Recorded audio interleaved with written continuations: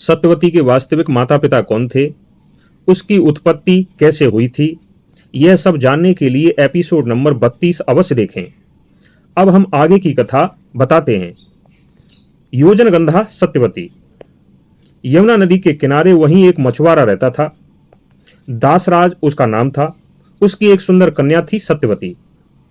सत्यवती प्रतिदिन अपने पिता की सहायता करने के लिए नाव चलाया करती थी।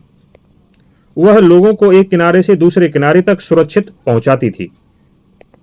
वह अत्यंत रूपवती थी, परंतु उसके शरीर से एक तीव्र मछली की गंध आती थी, जिससे उसके सौंदर्य का प्रभाव फीका पड़ जाता था।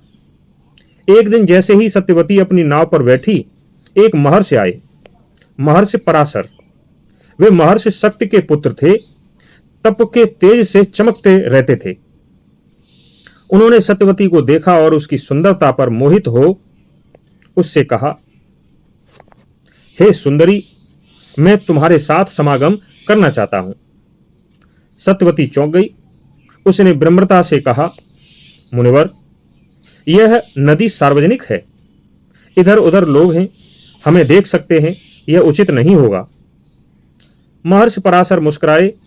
अपने तपोबल से उन्होंने नाव के चारों ओर घना कुहासा उत्पन्न कर दिया। अब कोई उन्हें देख नहीं सकता था। उन्होंने सत्यवती से कहा, अब कोई नहीं देखेगा, चिंता मत करो। सत्यवती को यह भी भय था कि यदि यह बात किसी को पता चली तो उसका मान सम्मान नष्ट हो जाएगा। पराशर मुनि ने उसे एक वरदान दिया, हे देवी, इस समागम से तुम्हारी पवित्रता अक्षुण्ण रहेगी, कोई तुम्हें दोष नहीं देगा और तुम एक तेजस्वी पुत्र को जन्म दोगी, जो ज्ञान और तप में अद्वितीय होगा। सत्यवती ने तब एक और वर मांगा, मुनिवर, मेरे शरीर से यह मछली की गंध आती है।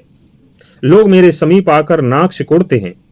यदि आप मुझ पर कृपा करें तो मेरी देह से ऐसी दिव्य सुगंध निकले जो 1 योजन तक फैल जाए। ऋषि पराशर ने तथास्तु कहा। उसी क्षण से सत्यवती के शरीर से एक मनमोहक सुगंध फैलने लगी, ऐसी सुगंध जो 1 योजन दूर तक पहुंचती थी। इसी कारण लोग उसे गंधवती या योजनगंधा कहने लगे। सत्यवती के गर्भ से एक तेजस्वी बालक का जन्म हुआ, जिसका नाम व्यास पड़ा। चूंकि वह यमुना के द्वीप पर जन्मा था और बालकाल में वहीं छोड़ दिया गया, इसलिए वह द्वैपायन नाम से भी प्रसिद्ध हुआ। बाद में वही वेद व्यास जी कहलाए, जिन्होंने महाभारत जैसे महाकाव्य की रचना की। एक दिन दासराज ने अपनी बेटी से पूछा, बेटी, पहले तो तेरे शरीर से मछली की गंध आती थी, अब ये कैसी दिव्य सुगंध फैल रही है? सत्यवती ने सिर झुकाकर उत्तर दिया, पिताजी, यह महर्षि पराशर की कृपा है। उन्होंने मेरे जीवन को ही नहीं, मेरे भाग्य को भी बदल दिया।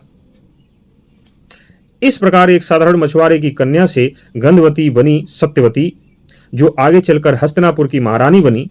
लेकिन कैसे, किस राजा ने उसके साथ विवाह किया, यह हम अगले एपिसोड में बताएंगे। तब तक के लिए धन्यवाद।